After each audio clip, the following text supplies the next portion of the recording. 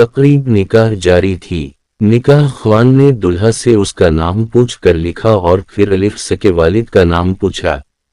دلہا اس سوال سے گھبرا گیا اور نکاح خوان سے کہا ہم دو ماں بیٹا ہیں، میں نے کبھی اپنی والدہ سے اپنے والد کا نام پوچھا ہی نہیں، لہٰذا میں اپنی والدہ سے پوچھ کر آتا ہوں۔ یہ کہا اور گھر چلا گیا۔ محفل میں موجود لوگوں میں سے کسی کو بھی اس کے والد کا نام معلوم نہ تھا۔ گھر میں داخل ہو کر اس نے والدہ سے اپنے والد کا نام پوچھا۔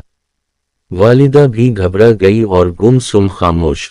دلہا نے کئی بار اپنی والدہ سے پوچھا اور آخر کار شدید طیش میں آ گیا اور غصے میں اپنی ماں سے نہ جانے کیا اول فول بکتا رہا۔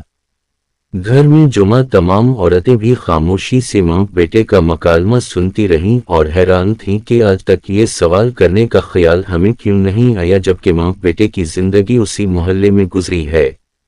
یہ چھوٹا سا تھا جب سے ہم ان دونوں کو اپنی گلی میں اسی مکان میں دیکھ رہے ہیں۔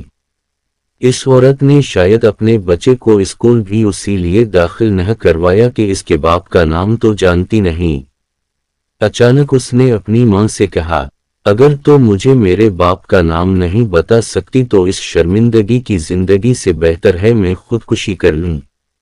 جیسے ہی ماں نے بیٹے کے یہ الفاظ سنے تو تڑپ اٹھی اور بھاگ کر اسے روکا اور کہا میری بات سن لو، پھر جو جی میں آئے کر لینا۔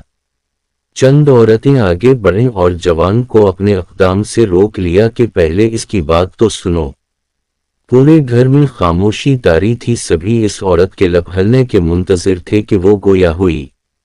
پاکستان بننے کے بعد ہمارے والد، چچا، بھائیوں اور خاندان کے تمام مرد و عورت ہجرت کر کے پاکستان کے لیے عزم سفر ہوئے۔ راستے میں کسی جگہ ہمارے قافلے پر ہندو بلوائیوں نے حملہ کر دیا۔ ہمارے مرد جان توڑ کر لڑے لیکن ان کی تعداد اور اسلحہ کی وجہ سے ہماری حفاظت نہ کر سکے اور سب شہید ہو گئے۔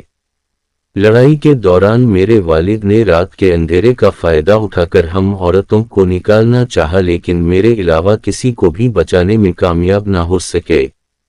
میرے خاندان کی باقی عورتوں کا کیا حال ہوا میں نہیں جانتی، مردوں اور عورتوں میں سے کوئی زندہ بچا بھی یا نہیں مجھے کچھ پتہ نہیں۔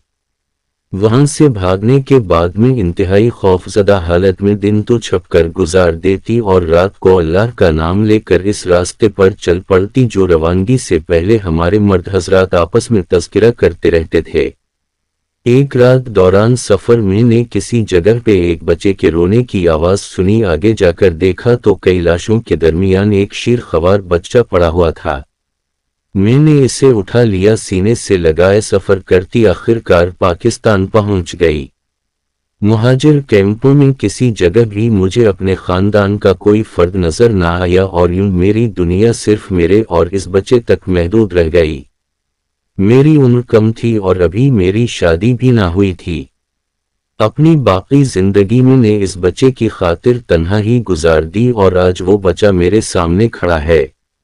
اب بتاؤ رات کے اندھیرے میں لاشوں کے درمیان سے اٹھائے گئے بچے اور اس کے والد کا نام مجھے کون بتاتا؟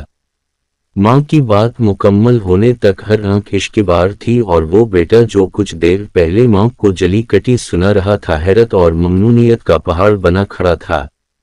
پھر شرمندگی کے ساتھ آگے بڑھا اور اس عورت کے احسانات کا بوجھ اٹھائے اس کے قدموں میں گر گیا۔